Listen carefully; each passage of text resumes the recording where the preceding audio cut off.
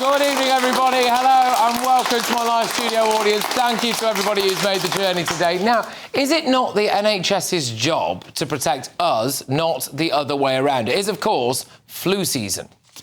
A throwback, isn't it? We were used to wearing these a few years ago. Now this is the precaution being taken. Also, people are being told to make sure their hands are clean and that they're not bringing germs into the hospital. Well, that was BBC Breakfast yesterday, masked up, telling us all about how we need to be very careful with our hands and all of that kind of stuff. And looking at some of these startling newspaper headlines from today, we've got things like worst flu season ever.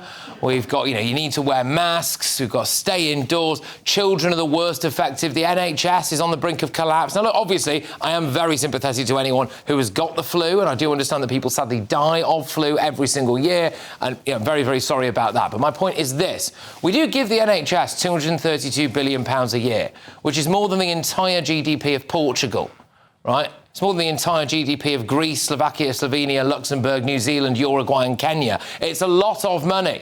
Now, the NHS's medical negligence bill currently stands at about £60 billion. So, with respect, the NHS isn't exactly performing well at the best of times. Now, we are being told that the beds are full, that there's no room, really. We're at about 95% bed occupancy. Any ideas what the average NHS bed occupancy is, normally? Generally, anyone shout a number at me, percentages. Come on, hit me. 80, right, fair enough. Well, 92%. Right, so, there you go. You know what else doesn't help? Have a look at this quite worrying clip, which we may have to get used to, actually. There's a lot of iteration to this solo. Yep, doctors striking. Now, they've offered a big pay rise, still going out on strike, apparently. About 117,000 appointments have had to be rescheduled due to strike action since Labour came to power. Now, all of us have been asked to do rather a lot, I think, for the NHS in recent years. A new mutation of the coronavirus in Britain has prompted Prime Minister Boris Johnson to impose a strict lockdown. The UK has been affected by COVID-19 far more than most. The UK will remain in lockdown for at least 3 more weeks. Stay at home to protect the NHS. Lock your elderly relatives away to protect the NHS. Wear a mask to protect the NHS. Close your business to protect the NHS. Keep the kids off school to protect the NHS. Get loads of COVID vaccines to protect the NHS. Go outside and clap for the NHS. I mean, we did have to sit through some painful videos like this. Give me something, baby, come give me something, Look, it's winter, it's flu season. I get that it might be a bit worse than usual, but come on. Look, isn't the point of the NHS that it protects us, not that we have to live our lives protecting it? Hello, I'm Bev Turner. Now, it can feel like the money in our bank accounts at the moment does not keep up with the cost of living, and maybe there's a solution. I'm here today with the CEO of TallyMoney, Cameron Parry. Cameron, what is TallyMoney? Well, Bev, with TallyMoney, you get a current account and a debit card, but instead of pounds, you use milligrams of gold as your everyday money. So why gold? Gold traditionally is a great store of value. It has, on average, gone up at over 11% per annum for the last 25 years against the pound. It's tripled in value in the last decade. And in the last 2 years alone, it's increased by 50% against the pound. Banks' savings products just can't compete with that level of growth. But this isn't just about gold. This is about a currency that you guys have created at TallyMoney. Explain it to me as though I'm an idiot. So, look, people need to be able to hold their earnings and build their savings in a money that retains its value and remains in their legal control and remains theirs to access, away from government control. Great. You had me at not exposed to government control. You should feel safe and happy with your money. You should have peace of mind. The more money you see in your bank balance, and that's the type of thing we're trying to deliver, and give people choice in the type of money they get to use every day. Brilliant. Thank you so much, Cameron. Thank you.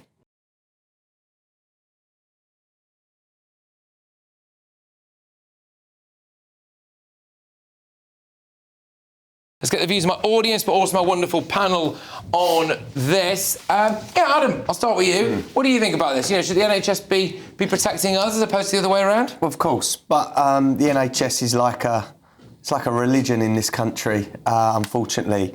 But we see during COVID, I was a massive anti-restrictions activists, pushed back on all the restrictions, especially ones where the science didn't prove anything or prove the opposite to what the government was saying. Now, in 2023, the Cochrane review on masks basically showed that they made no difference at all. There was 610,000 participants, 78 random trials, yet we've got masks rammed down our throats, pardon the pun. You know, we're told that these things, we have to wear these things because they're going to make a difference, but the real world data says otherwise. When they tried to put them on kids in schools, the large trial there and the data, I think it was the Department of Education data, said they made no statistical difference. So why are we lied to and gaslit for things like this? For me, masks are really to scare you. They're a control mechanism to remind everyone that there's an illness about, but they're theatre. They don't work.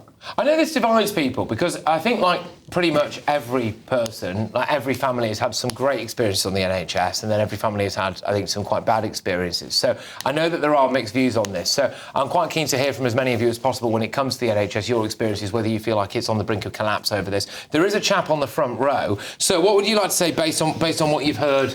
So far, well, I live in Wokingham. I do a little bit of volunteering, taking older people to hospital appointments, so I've got some experience of dealing with the NHS. And what I can say is that at the sharp end, when you get a patient to an appointment, the reception staff, the nursing staff, at the sharp end, they are second to none. They're fantastic. Teamwork, you know, really friendly and positive attitudes, and how they cope with it within the NHS system, I just don't know. The problem is more terrible management, terrible leadership from the top down, and it's only going to survive by a proper analytical reorganisation. But the actual staff that are doing the groundwork, you can't beat them. Yeah, good stuff. Absolutely. Yeah, well done. Totally. Good stuff. Yeah, absolutely. Yeah. Is anyone here genuinely, just by a show of hands, like afraid of this latest flu season? No, or Barry is. Barry's terrified. Why are you terrified? Where's your mask, Barry? No, look, I'm not terrified, but I understand that in Australia they've had their winter, of course, and they've seen the rise in flu there. If you look at what happened last year, 7,754 people in the winter period died of flu. Now, if you compare that with road traffic accidents, that was 1,600. If you compare it with knife crime, that was 262. So you're talking about 5 times more people dying of flu in a winter than road traffic accidents, 30 times more than knife crime. But we seem to pay much more attention to those things than we do to flu. And I think the reason is this, you know. I think it's because it disproportionately affects older people and those who are medically vulnerable. 84% of the people who died last winter from flu were actually over the age of 65. And I think people just think, oh, well, they're old anyway, so it doesn't matter. And I think that's awful. I think it really reflects something deeply wrong in the way that we think about epidemics. And you see, Patrick, it's not about protecting the NHS. It's about protecting the people who are in hospital, protecting the people that the doctors are seeing who are vulnerable. How do we do that, Barry? The elderly people. You see, if you go in and you've got flu and you're a young man, that's fine. You're not going to die of it. But you may give it to somebody else who then passes it on to somebody who they're dealing with, who is, the doctor they're dealing with. They'll be all right, but then they're dealing with the 65-year-old. They're dealing with somebody who's medically vulnerable anyway. Let's get to what else, because I think with that, when it comes to this idea of protecting the NHS, so I'll come to Christys and Linda on this, it does feel as though we're constantly being told we need to protect it from being overwhelmed. That's the burden on us sometimes. And also, we saw those headlines. I don't know if I want to bring them up again, but today's front pages were pretty bleak. I mean, you would be forgiven for seriously being scared to leave your front door. Between that and World War III, you'd be terrified. That's just newspapers for you. Yeah, but that's the truth, and you're absolutely right, because we love a crisis. We love catastrophising in this country, and the thing that's frustrating is I think the media's got a really, really big part to play in this, in as much as if you do a Google search, right, on 2024 NHS crisis, you'll find a load of headlines about the crisis in 2024 being the worst the NHS has ever been. 2023, exactly the same. 2022, exactly the same. Every single year we get headlines telling us this is the worst crisis the NHS has ever seen. The NHS is on its knees. It's about to completely implode, and that we have to, as you said in your question, protect the NHS. The NHS was founded, right, so that I could go about my life, so could you, so could all of you, and that we were able to go about our lives, and if we got ill or something happened, it would put us back into the state so that we could then be healthy and go about our day-to-day lives. Something has flipped now, and what's happening is that we are being told, sorry, you can't go about your day-to-day life because the thing that's ill is the NHS. It doesn't make any sense whatsoever. You and I, all of us, give more money than we ever have to the NHS. All of us do. And if we ever say, actually, one of the reasons the outcomes are so bad is because it needs reforming or because we need to think about the way in which it's funded, everyone has a meltdown because it's like a religious deity. Of course. So you're entirely right there, Nick. The NHS does need reforming. It needs root and branch reforming. It's no good fiddling around the edges anymore because it won't work. The NHS was developed when people retired at 60 and died at 65. It simply can't cope with the biggest thing, which is the ageing population.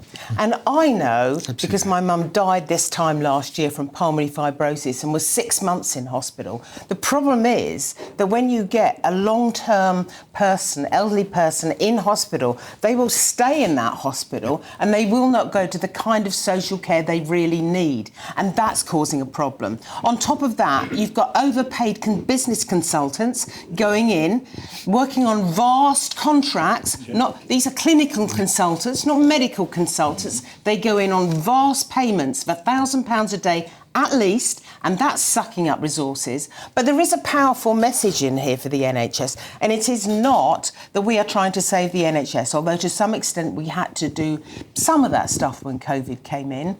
But what we have to do, because resources are slimmer and the population is so much larger, because now we die at 85, 86, 87, we have a duty to understand our own health.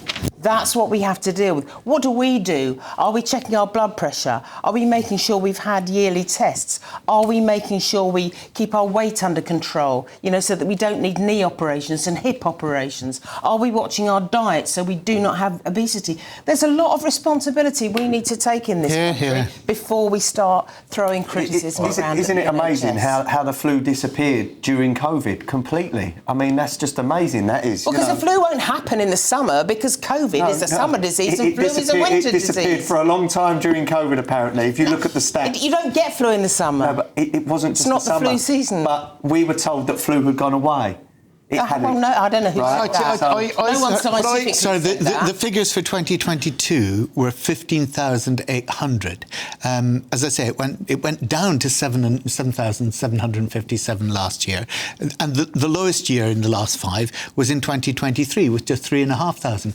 But that's still 3,500 vulnerable elderly people who are dying. Nowhere else in society do we accept that those people should just die. And that's why I think it's really important. OK, just very quickly, Chris, your views on this, and then we're going to move on. But Linda was alluding to some other aspects of the NHS where they do spend a lot of money. We've got things like diversity officers in the NHS. Some NHS trusts have ARC curators. We'll pay for ARC curators for some NHS trusts. I mean, just sticking the craw a little bit. Can I just say here, I'll just say it very, very quickly. I did one story on a management consultant that was being paid £1,000 a day to do some kind of business restructuring. And in the end, he couldn't do it all, so he set up a limited liability partnership where he employed 10 people and they were all employed at £1,000 a day. At the end of the day, he earned £1.4 million. And at the heart of this is because people in the NHS are a different type of person. They're not very good at negotiating, but the people in the big management companies, and they're the ones running the asylum hotels as well, they're very good at negotiating. I think that they're also the ones that are telling us, I'm afraid, that things are so dire that we have to change our behaviour. I've no problem. No, they're not I've no problem. Well, that's the whole of the NHS. The whole of the Money. NHS. That's the whole raison d'être at the moment of the NHS, which is telling the media and telling everyone else that this catastrophe is absolutely horrific. I've no problem with people, like you said, being empowered with information to be able to keep themselves healthy. All of that is absolutely great, but it's this constant air of catastrophe that if we don't shut ourselves away and restrict our lives, the NHS will collapse, and that is nonsense. All right. OK. Well, lovely start. Thank you very much. So